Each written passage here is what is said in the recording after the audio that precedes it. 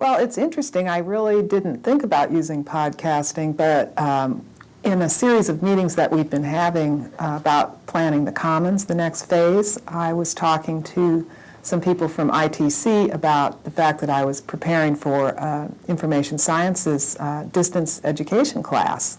And they mentioned that perhaps I'd consider integrating podcasting in my class. So I decided to try it. And they came over and assisted me in that, in implementing the podcast.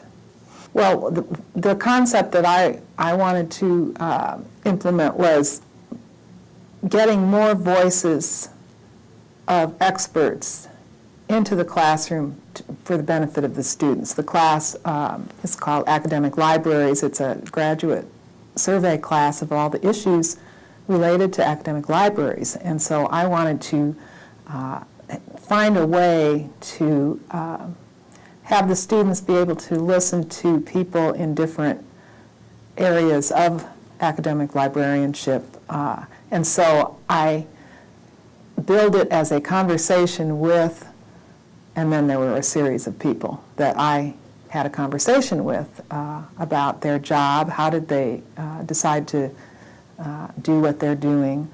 And the people that I interviewed for this particular class, I interviewed our library development director who does fundraising for the library.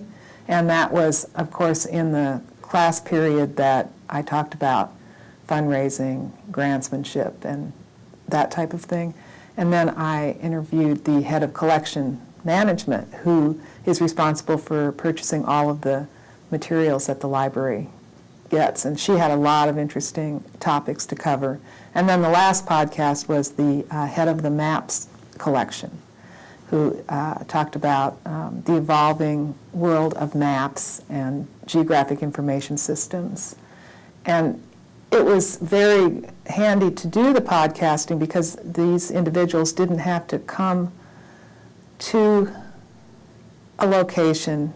The class is synchronous, it's done on Centra, but there are some Knoxville students that come to the classroom. But the speakers didn't have to do that. We did the podcasts in advance, and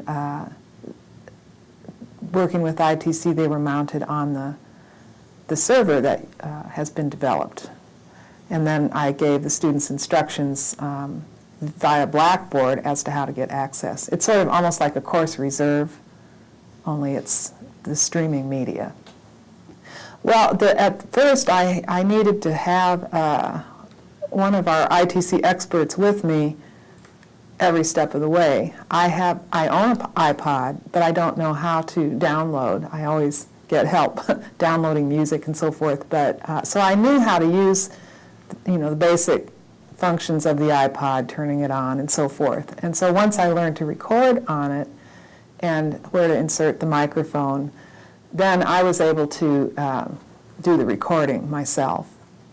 But I handed the equipment back, and ITC experts uploaded it for me.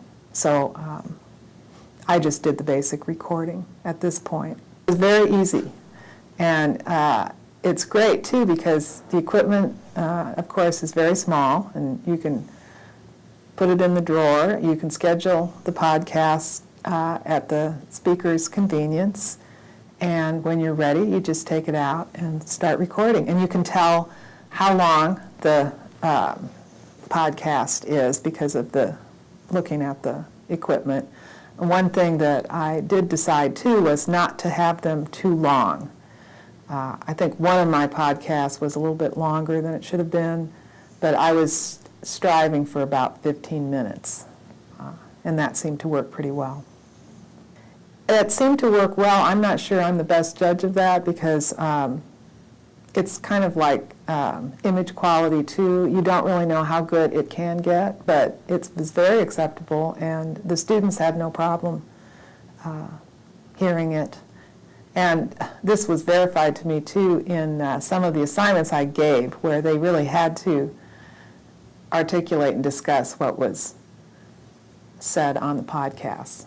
So there was kind of a check to ensure they were actually listening and were able to hear the podcasts. And these students, of course, are sitting in various states, Arkansas, Virginia, Georgia, etc. So they're all over the place. And I don't know what kind of equipment they have, what kind of computers. They have different kind of connectivity also.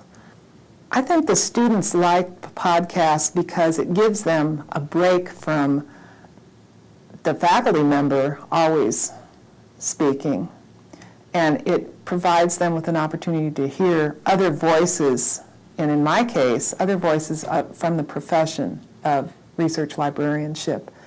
And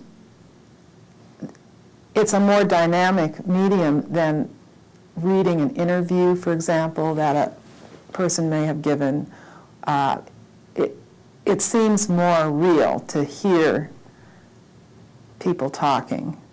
And I think for some students too, they like to learn through listening. And they don't often get the chance to do that because we're still grounded in, reading print and scholarly journal articles especially, and chapters in books and so forth.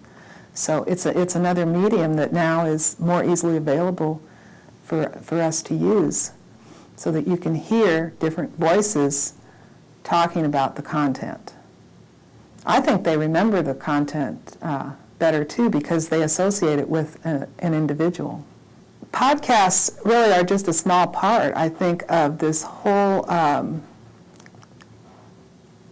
field of emerging technology where you can put different medium in front of a large number of people. And so in the library, for example, we are getting a lot of streaming media, film, music, audio books, and so forth. So podcasting is another way for us to create throughout the university very useful and exciting interviews. There's just no end. We can record in a dynamic way some of the wonderful concerts. We can record performances. And in the library, too, we're interested in archiving these things so that we can preserve the history of the university, not just in a print form, but so that people can actually hear what was going on. They can see what was going on.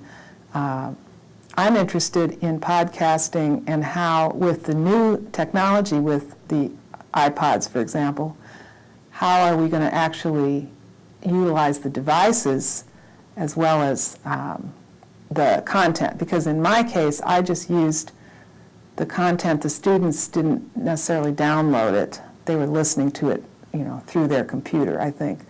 But how are we going to leverage in a teaching and learning environment the actual devices too? So in the library, and particularly in the Commons, working with our technology partners, I'm sure we'll be looking at ways of doing that and helping students and faculty make use of this wonderful portable device that they can carry a wide variety of content on that would be helpful for their research, for their teaching, and the whole learning environment.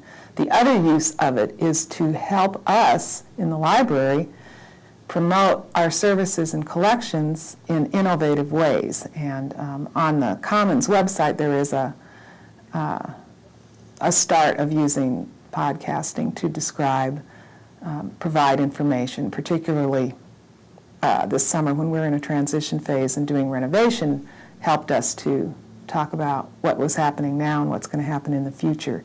So there's just a wide variety of uses at the university, and I think one of our challenges as we move forward is to figure out in a strategic way how do we leverage these technologies to provide better content for courses, more compelling content, to be able to effectively archive the content, and to reach students through a medium that they're already excited about and then more likely to embrace. Well, rich media is great because it fulfills one of the major goals that we have, and that is to provide access 24 hours a day. Our students and some of our faculty too work around the clock. I mean, they like to come and physically work in different locations, but they also work from home, from the dormitory, and now that we are so intensely involved in international, intercultural initiatives too, there's also the opportunity with this rich media to connect with people around the world, and also when our students are in a remote location or somewhere else, they can connect with content that may emanate from here. But more importantly, it's a whole network of rich media that we want to provide access to. It goes beyond the boundaries of the library. It goes beyond the boundaries of the university. And in a networked world, we're able to bring the world to the students and the students to the world, and to have that connectivity. The rich media, I think we don't even know the possibilities yet, but the great thing about what's going on at the University of Tennessee is that we're experimenting in different ways to see what works best for our students and faculty and how these things connect outwards. We've got a lot of projects going in a collaborative way. We've got experts from the library, from the information technology arena, from the information science, computer science, and we have a great collaborative spirit here. So I think that we're going to be able to do innovative things that perhaps are not going to be done as quickly in other universities.